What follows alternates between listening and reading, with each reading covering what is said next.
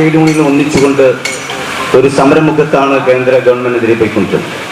പക്ഷെ എന്നാൽ ഇന്ന് കേന്ദ്രം ഭരിക്കുന്ന നരേന്ദ്രമോദിയും കേരളം ഭരിക്കുന്ന പിണറായി വിജയനും ഒരേ ഭാഷ സംസാരിക്കുന്നു, ഒരുപോലെ പെരുമാറുന്നു, ഒരുപോലെ ദ്രോഹിക്കുന്നു എന്നുള്ളത് കൊണ്ടാണ് ആ നയം മാറ്റി ഈ തവണ മുതൽ നമുക്കറിയാം കേന്ദ്രം ഭരിക്കുന്ന നരേന്ദ്രമോദി സർക്കാർ എല്ലാത്തിൻ്റെയും നേരവകാശമായി മാറിയിരിക്കുകയാണ്. ഇപ്പൊ മഹാത്മാഗാന്ധിയെ തള്ളിപ്പറയുന്നു, ഭാരതാംബയെ തള്ളിപ്പറയുന്നു, എല്ലാവരെയും തള്ളിപ്പറയുക.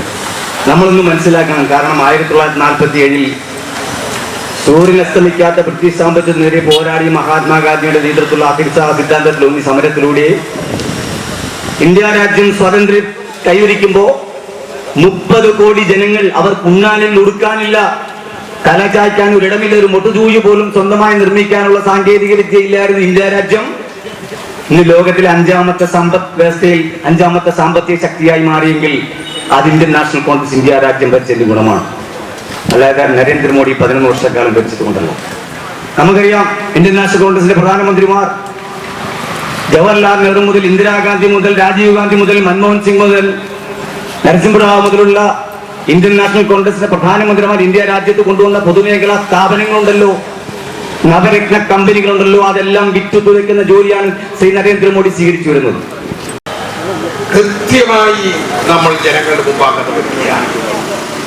തൊഴിൽ നിയമങ്ങൾ ഭരണഘടനാനുസൃതമായി നമുക്ക് ലഭിച്ച അവകാശം വർഷങ്ങളായി ഇവിടെ സ്ഥാപിച്ചിരിക്കുന്നത്, ഇവിടെ നൽകിക്കൊണ്ടിരിക്കുന്നത് റദ്ദ് ചെയ്ത് മറ്റൊരു ഭരണഘടനാ ഭേദഗതിയിലേക്ക് പോകത്തക്കവണ്ണം ഒരു ലേബർ കോഡ് ഉണ്ടാക്കാൻ നരേന്ദ്രമോദി സർക്കാരിന് ആരധികാരം കൊടുത്തു? ഇത് വഞ്ചനയും തൊഴിലാളി ദ്രോഹവുമാണ്. ജനദ്രോഹ നടപടികളും ജനവിരുദ്ധ പ്രവർത്തനങ്ങളും നരേന്ദ്രമോദി സർക്കാർ ഏറെ ചെയ്തുകൊണ്ടിരിക്കുന്നുണ്ട്. നോട്ട് നിരോധനത്തിലൂടെ ഈ രാജ്യത്തെ അപരിഷ്കൃത സമൂഹത്തിന്റെ ഭാഗമാക്കി മാറ്റാൻ കഴിഞ്ഞ ഒരു കാലഘട്ടം ഇന്നും ആ വേദനയും നൊമ്പരവും ഈ രാജ്യത്തെ ജനങ്ങളിൽ നിന്ന് മാറിയിട്ടില്ല. ഒരു അപരിഷ്കൃത നിയമമായിരുന്നു, അല്ലെങ്കിൽ നടപടിയായിരുന്നു നരേന്ദ്രമോദിയുടെ.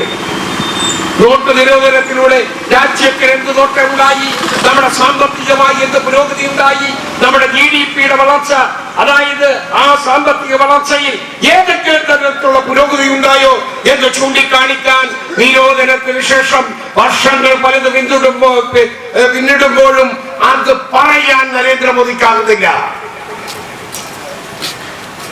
അങ്ങനെ വന്ന ഒരു ഘട്ടത്തിലാണ് ഈ ദേശീയ പണിമുടക്ക് വേണ്ടി വന്നത്. ദേശീയ പണിമുടക്ക് നടന്നില്ലെങ്കിൽ പോലും ഈ നമ്മുടെ ഗവൺമെന്റിന്റെ കാലത്ത് തന്നെ തൊഴിലാളി താല്പര്യങ്ങൾ ഹനിക്കുന്ന ഒരു നടപടിയും പാടില്ല എന്ന് പറഞ്ഞ് ഒരു ദേശീയ മൂവ്മെന്റ് ഉണ്ടാക്കിയത് നമ്മൾ ആരും മറന്നിട്ടില്ല. അതിന് നേതൃത്വം കൊടുത്തത് ഈ രാജ്യത്ത് INTUC ആയിരുന്നു, ഇന്ത്യൻ നാഷണൽ കോൺഗ്രസ് ആയിരുന്നു. മൻമോഹൻ സിംഗിന്റെ മുഖത്ത് നോക്കിയും ആ കാര്യങ്ങൾ പറയാൻ തയ്യാറായി.